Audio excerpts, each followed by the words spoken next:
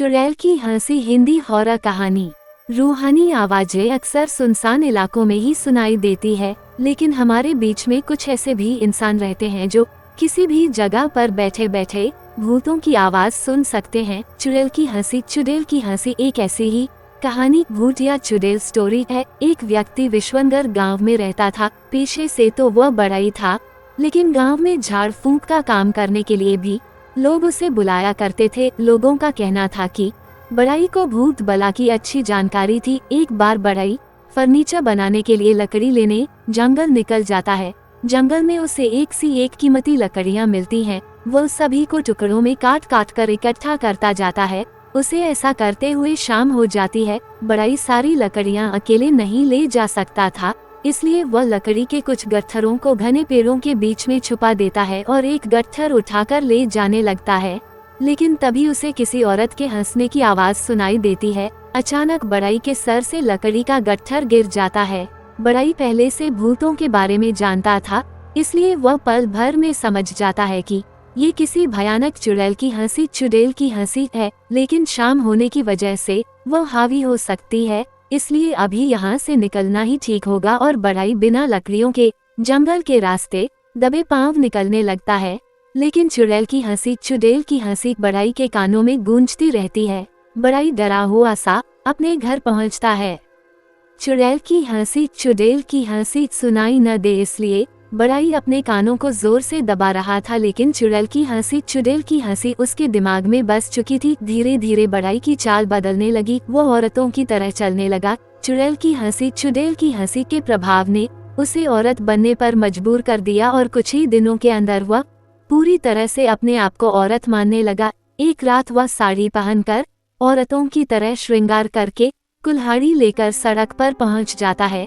रास्ते से कई गाड़ियां गुजरती रहती हैं और वो रोड के किनारे पेड़ के नीचे औरत के भेष में आने जाने वाली गाड़ियों को घूर रहा होता है। अचानक एक बाइक वाला आता है और बढ़ई अपनी जगह से उठकर रोड पर आ जाता है और उसके सामने कुल्हाड़ी लेकर खड़ा हो जाता है।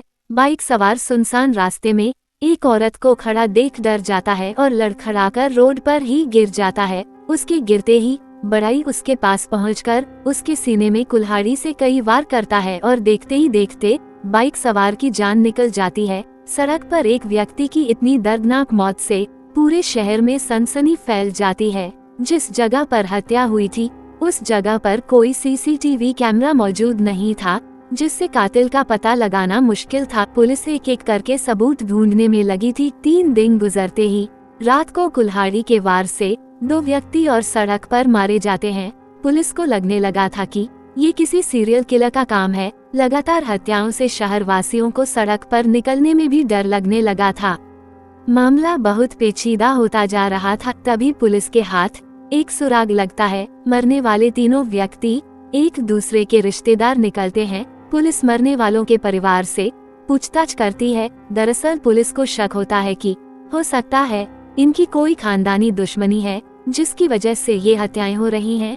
तभी अगली रात एक और व्यक्ति अपनी कार सहित खाई में गिर जाता है और जब उसकी कार खाई से निकाली जाती है तो पता चलता है कि कार के कांच में किसी ने पत्थर से वार किया था, इसलिए गाड़ी का बैलेंस बिगड़ गया और गाड़ी खाई में जा गिरी। इस हादसे में गाड़ी चालक की मौत हो गई। इत्तेफाक की बात तो ये थी कि ये गाड़ी चालक भी इन्हीं तीनों का रिश्तेदार था। बढ़ई लगातार एक के बाद एक हत्याएं करता जा रहा था, लेकिन उसके ऊपर किसी को शक नहीं हो रहा था। चुड़ैल की हंसी बढ़ई को अपने कब्जे में ले चुकी थी और अब वह वही कर रहा था जो चुड़ैल चाहती थी।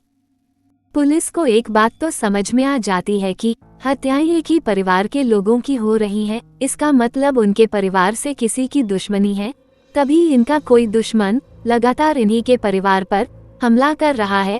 अब पुलिस उस परिवार के सभी ऐसे रिश्तेदारों की सूची तैयार करती है जो उस शहर में रह रहे होते हैं, ताकि उनको बचाने के लिए सुरक्षा दी जा सके। और एक रात बढ़ई कुल्हाड़ी लेकर जा रहा होता है।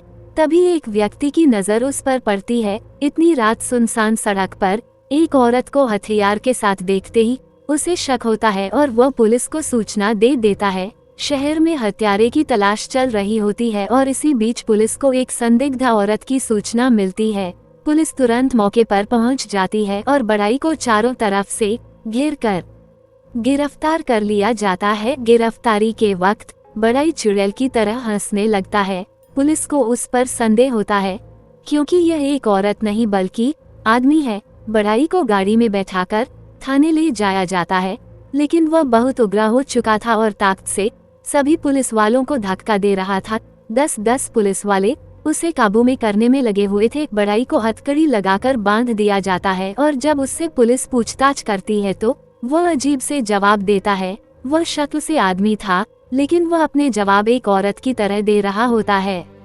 पुलिस ऑफिसर को लगता है कि शायद यह पागल है, इसलिए वह मानसिक रोग विशेषज्ञ को बुलाते हैं ताकि उसके बारे में पता लगाया जा सके। मनोचिकित्सक आते ही बता देता है कि यह पागल नहीं बल्कि अपने अंदर किसी औरत को बैठा चुका है और अब यह एक अलग ही दुनिया की बातों को सोचकर हत्याएं कर रहा है। पुलिस को मनोचिकित्सक का उत्तर संतोषजनक नहीं लगता। अचानक एक हवलदार कहता है कि हमें भूत भगाने वाले ओझा को भी बुलाना चाहिए, शायद इसके अंदर कोई प्रेतात्मा आई हो। पुलिस ऑफिसर इन सब बातों पर यकीन नहीं करते, लेकिन केस को आगे बढ़ाने के लिए कुछ न कुछ तो करना ही था। शमशान से एक ओझा को पुलिस की जीप में बैठाकर ले आया जाता है। ओझा आते ही बड़ाई के चेहरे में विभूति फेंकता है और बड़ाई तुरंत सब कुछ बताने लगता है और आधे घंटे के अंदर ही पुलिस को सारी कहानी समझ में आ जाती है। दरअसल 3 माह पहले एक बस बारात लेकर सड़क से जा रही थी और रास्ते में एक लड़की उसी बस से टकरा जाती है और वो घायल हो जाती है। तभी बस में बैठे बाराती उतरकर उसे अस्पताल पहुंचाने की वजह वहीं किनारे जंगल में ले जाकर एक गड्ढे में मरा हुआ समझकर जिंदा ही दफना देते हैं और ये वही लड़की की आत्मा है जो बड़ाई के अंदर आकर उन्हीं रिश्तेदारों को एक एक करके मार रही है जो उस बारात में शामिल थे। पुलिस को सारा मामला समझ में आ जाता है। पुलिस ओझा से कहती है कि आप अपनी प्रक्रिया पूरी करिए और उस प्रेतात्मा को बड़ाई के शरीर से बाहर निकालिए। ओझा अपनी पूजा विधि के द्वारा चुड़ैल को काबू में कर लेता है। ओझा प्रेतात्मा को विश्वास दिलाता है कि उसके साथ न्याय होगा, वह लोगों की हत्या करना बंद कर दे और इसी दौरान बड़ाई बेहोश हो जाता है और कुछ समय के बाद जब उसे होश आता है तो वह सामान्य बर्ताव करने लगता है। पुलिस उसी जंगल में जाकर उस लड़की की लाश का पता लगाती है और एक एक करके सभी रिश्तेदारों को हिरासत में लिया जाता है। बड़ाई के ऊपर हत्याओं का इल्जाम होता है, लेकिन बड़ाई को पूरी तरह दोषी नहीं पाया जाता है। उसे मानसिक रोगी मानते हुए 1 साल पागल खाने में रहने का आदेश दिया जाता है और इसी के साथ चुड़ैल की हंसी, चल की हंसी बड़ाई को सुनाई देना हमेशा हमेशा के लिए बंद हो जाती है।